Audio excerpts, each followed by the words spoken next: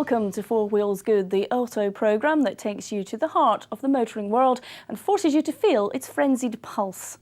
On today's programme, we take a drive in one of the hottest coupes available. We take you behind the scenes of ProDrive, the driving force behind the Subaru World Rally team and the Honda Touring Car team. And we'll also be checking out how John Wright's getting on in Inside Motors. But first, Ian Royle has been driving a supercar that you'll find extraordinarily hard to get hold of. Before these cars went on sale, they were already a motorsport legend, eager to please the most and least experienced drivers alike. So, you have £50,000 to spend on a new car. You want something that's fast, that's safe, but maybe a little bit different. You'd like something that stands out in a crowd, but still remains understated. You want a genuine supercar. Well, look no further. This is the new Nissan Skyline GTR, and it is a genuine supercar.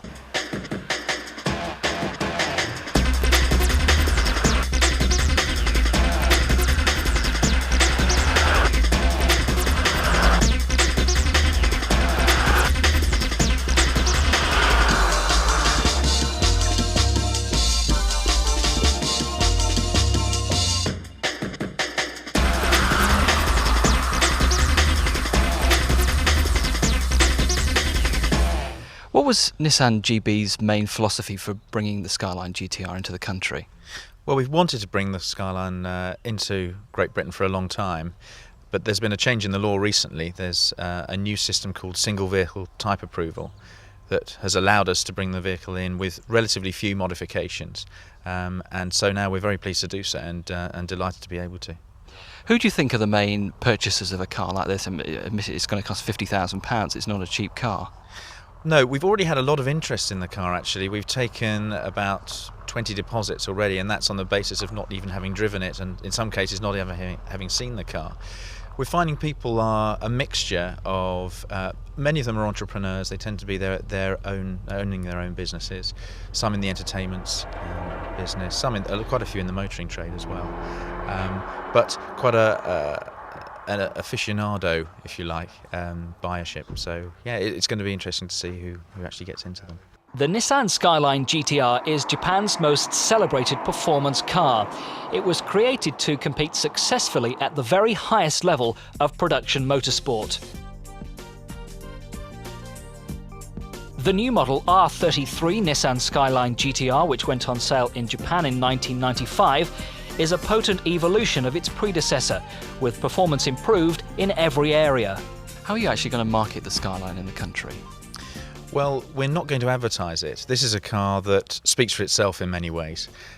We don't think it needs advertising. So we're relying on, firstly, the press coverage and what the press write about it. And generally, they love the car, and that's been a great benefit for us. But also word of mouth. We've found that it does have such a reputation. It really is a cult car, that people talk about it, and that enthusiasm spreads amongst the car enthusiasts, and that's one of the main ways we think it'll be spread about.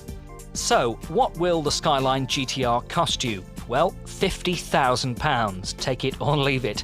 And Nissan can only bring in 100 cars in the next 5 years. But they expect those cars to be all sold by the end of 1998, if not sooner. The car comes with a 3-year warranty, but don't rush down to your local Nissan dealer, because this car is being sold through just one dealership, racing driver Andy Middlehurst, based in St Helens. Now Andy, you're going to be the sole distributor of the Skyline GTR. Tell us why you were actually chosen to bring the cars into the country and sell them. Well, basically it started back in about 1994 after I was a works Nissan touring car driver, and we started to race the Nissan Skyline GTR, and over the period of 3 years we've become pretty much an expert on working on them, and that led into bringing some in for personal import for potential customers. And because of our experience with the mechanical side and the sales side, and only 100 vehicles, it was a natural thing to do. So there's only going to be 100 vehicles coming in to the UK, and you expect to sell all of those fairly quickly? Yes, I think they will sell very quickly, and so there's 100, and there'll be a lot more people who will be disappointed. Over 3 years, the Skyline development team spent more than 100 days at the 13-mile Nürburgring circuit in central Germany, completing several hundred laps. Nissan have been using the Nürburgring since 1985, and according to their senior development engineer on the Skyline GTR, they thought it was ideal for simulating open road conditions for a very high-performance car. There's nothing like it in the world. The car is packed full of features: four-wheel drive, active limited slip differential and four-wheel steering, plus all the usual safety features. And the car is astonishingly quick. 0 to 60 in 5.3 seconds, 155 miles per hour top speed from a 2.6 twin turbo producing over 280 brake horsepower. It delivers a very free-revving car with smooth delivery of power right through the gears and a huge amount of torque. Stopping the car quickly shouldn't be a problem. The brakes are the same as those used by Formula One teams. It's certainly a very, very quick car. You get a real kick in the back when you floor the throttle. Surprisingly, it's not particularly quiet. There's a lot of noise from the rear tyres, which comes into the cabin.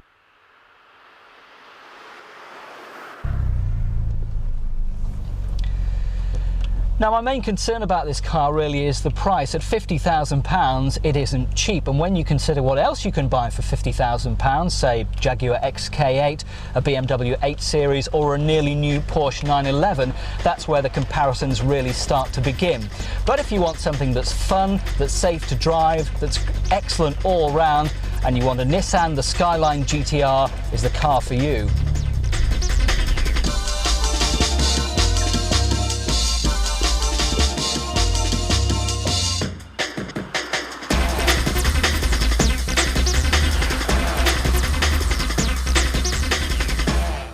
What an absolutely rip-roaring performer. Sadly, I think I've missed out this time around.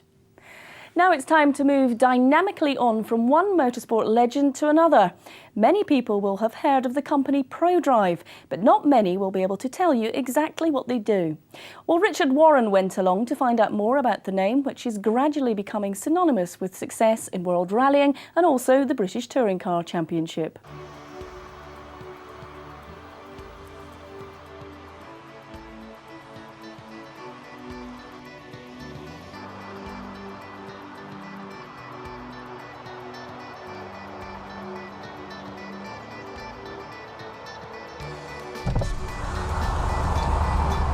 Well, you know, for some years now, I've been driving up and down the M40, at least since it was opened, and watching the buildings behind me grow with some interest, because certainly ProDrive has established itself over the years as one of the best motorsport companies in the business. And it's always intrigued me to find out what exactly goes on in these buildings. Well, today I've pulled off at junction 11, and here we are outside, and we're going to go in and find out exactly what they do with motor racing and motor rallying.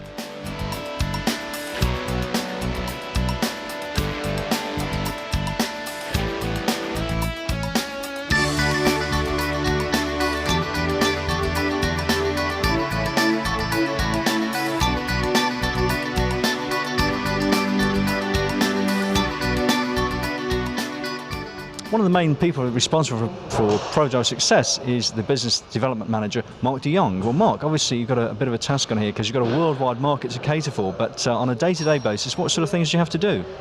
Basically, I try to keep our main customers happy. In our motorsports programs, we represent Honda and Subaru in two different categories of motorsports. I interface with them, making sure they get what they want out of their motorsports activities. Well, obviously, as a major company in the world system, you have a lot of business partners, and obviously it's very difficult to keep them all happy. Do you have any conflict sometimes or not? No, we operate on this side in separate operations. We're like a group of little teams working under the same umbrella. We keep that separate, and our customers like it that way. I think the key to keeping them happy is being successful. And with these small groups of engineers and technicians who are very skilled, very good team workers, we can guarantee the best basis for success. Now, because of high technology involved in motorsport generally these days, it's quite an amazing fact to realise that every World Rally Championship car built here by ProDrive for Subaru actually has a kilometre's worth of electric wiring in it, and that is no joke, that is actually a fact. And of course, before an engine even gets into a rally car, it's very important that when it's built, it's actually put on an engine test rig, and what you see here is ProDrive's own test rig and the engine test cell, and it's been run at a fairly high temperature, and obviously, as you can see from the glowing manifolds here, that temperature is very high indeed. And it's very important that the engine is tested before it actually gets put in the car. customers always come first at ProDrive, and the area we're looking at now is full of customers' cars that have come back for refurbishing, ready for another crack at a World Championship round. Well, one of the gentlemen I know from a couple of years of touring car experience, Richard Kay, has got a wonderful job here at ProDrive. You're actually selling on customers' cars to customers who compete all over Europe in touring cars. Well, Richard, what sort of spec cars do you sell? Well, basically we're selling last year's models, which are basically current cars. We've seen a hole in the marketplace. When normal privateer buys a car, they get no support particularly from the manufacturer. ProDrive obviously give very, very good support with the Subaru projects, and we've seen, we can do the same with Honda. So we set up a new department to give full service and backup as required to make sure the Hondas run around the world as high up to championship as possible. Well, here we are in the office, Richard. Take us away. Tell us what's what in this car. Well, basically, this is the spec of car we're going to be selling to our customers. We've obviously got an F1 type of steering wheel. It's got the gear change light indicator, tells you when to change gear and what gear you're in. You've got the dash readout. These are actually the roll bar adjustments, so you can the driver's changed the suspension and the handling of the car as they're actually driving around the track. So as the car deteriorates, you can play with it all. This is the gear lever. It's the same as any other touring car, but this has been designed in such a way. They've taken a lot of experience from the rally car knowledge. You can change an engine in one of these in about an hour and a quarter.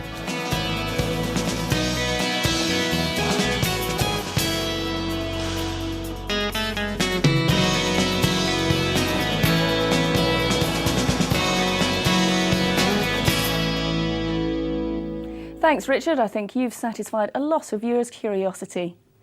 Well, that's it for part one, but join us after the break when Steve Vokins will be test driving a stunning coupe from Peugeot and John Wright will be hard at it in Inside Motors.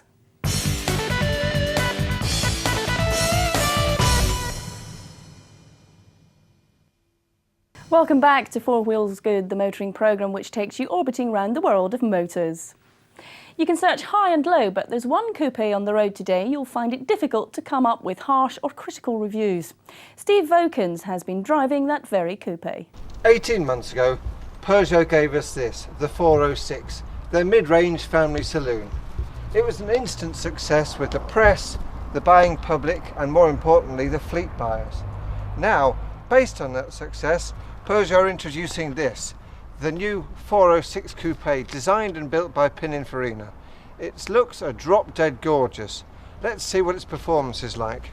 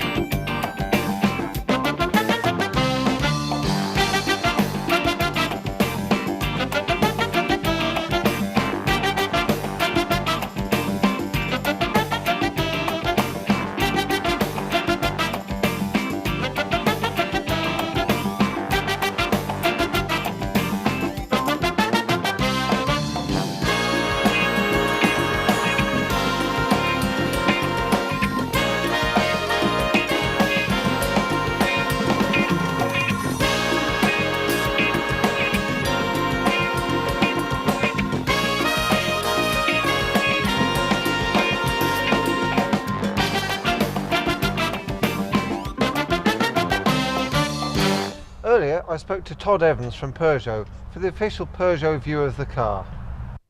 The 406 Coupe has got a number of worthy competitors in the marketplace. The key volume models, both the Ford Probe and the Calibra, are both aging, so I think that we can discount those. I think the 406 Coupe is going to stand up very well against more expensive models simply because it's such a fabulous expression of style, and that's what people are buying into, and that's why it's going to be successful. The gadgets, as far as the 406 Coupe are concerned, are fabulous, and the two that I suppose I would pick out, because people seem to express terrific interest in them, is first of all, when you open the door, the door window pops down about half an inch, and when you close it, it pops up again automatically to create a wonderful seal because it's a frameless door.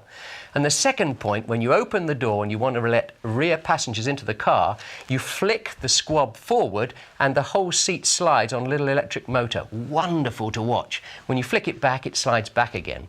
You've got rain-sensitive windscreen wipers and other things, but those two, I think, are the things that the gimmick lovers will really enjoy. Our relationship with Pininfarina goes back around 46 years now, and we've turned to them as a partner when we want something distinctive and different off our mainline design. If you're a designer and you've developed the 406, you think that's a perfect car. To turn to that same team and say, now do a coupe off it, you don't get that natural feel for doing a completely different expression of the car than you would if you go to a different design house.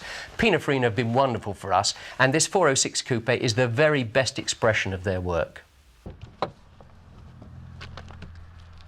Well, I've seen a fair amount of Warwickshire country lanes this afternoon, and I must say, on a day as sweltering as this, I was very glad to have the air conditioning. While everyone else was sweltering, I was cool as ice in there. Did I like the car? Well, yes, I did actually. It's not a rocket ship, but it's certainly no sluggard. It's very nicely appointed inside, and it handles really well. The engine's really responsive, and all in all, it gives a very good feel to it. There are a few items I'd like to show you inside. Some are, for instance, the seats. Look at this. Isn't that nice? And when you're in,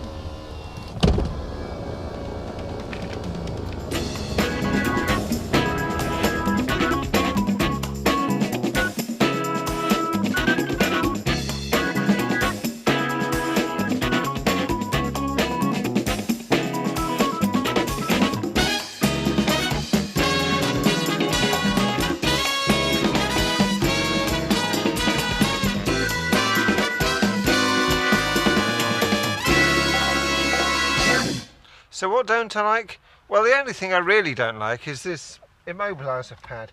Every time you get in the car and turn the engine on, you have to punch in your number on the pad before the thing will start.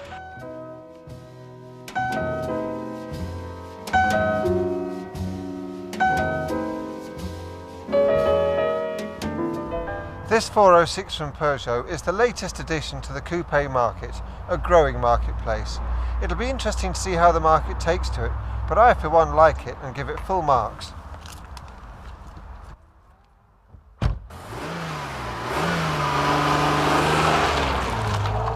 I must add to the universal hot reception and say that that particular coupe is the best looking Peugeot I've seen, and a performer too. Now it's time to go and greet our ever resourceful resident motor mechanic, John Wright, who I think we'll find is inside motors.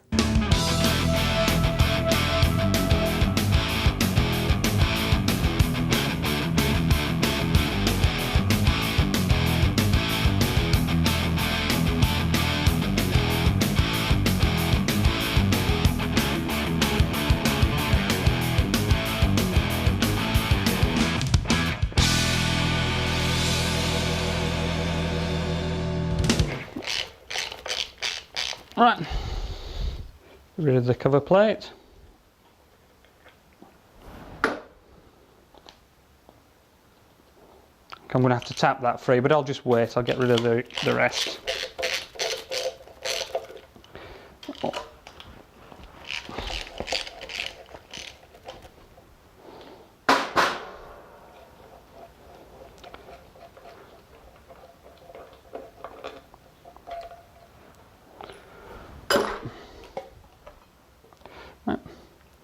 There we go, not too bad. Just gives access to the cam followers and into the crankcase. Right, just get rid of these cam followers. You usually do it with your finger. There we are. That's quite nice. Now, as you can see on this cam follower, there's some horrible little pits and holes, which basically means the thing is knackered. Best thing to do with that is throw it away and put some new stuff in.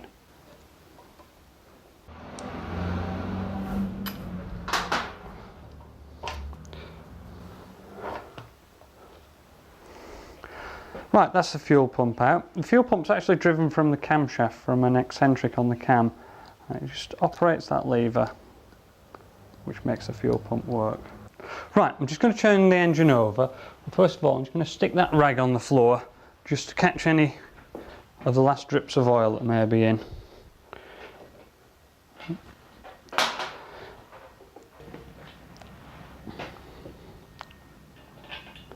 Right. There we go. Now we've got the engine turned over, we can take the sump off and get the internals out and really look what it's like. Right, just fit the 7/16 socket to the ratchet, and then we can get the multitude of sump bolts out. Just get them loosed first.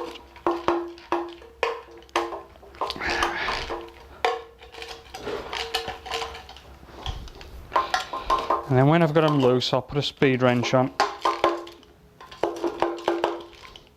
And then we can really take them out. There we go.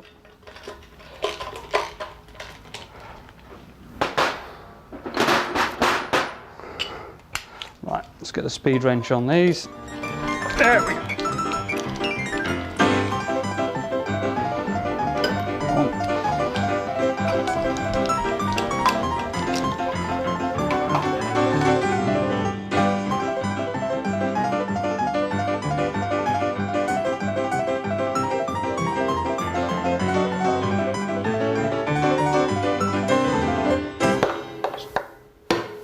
Tap it to loosen it.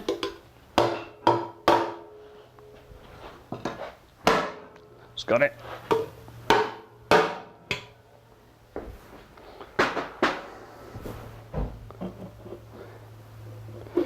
Right, and lift it clear. Right, we can see in here that horrible black sludge that was coming out of the sump.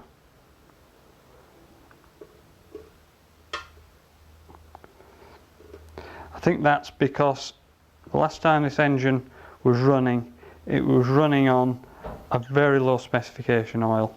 Now, again, regular viewers to the programme will know that we are very keen on oil specifications and getting the best for your engine. Okay, poor quality oil, poor quality engine, big bills. Thanks there to John, and we'll be back inside Motors next week. Also on next week's programme, I'll be looking at an overlooked classic, the Lotus Europa. We'll take a spin in Volvo's XC, and Steve Vokins will be showing you what it takes to make your car really gleam. See you then.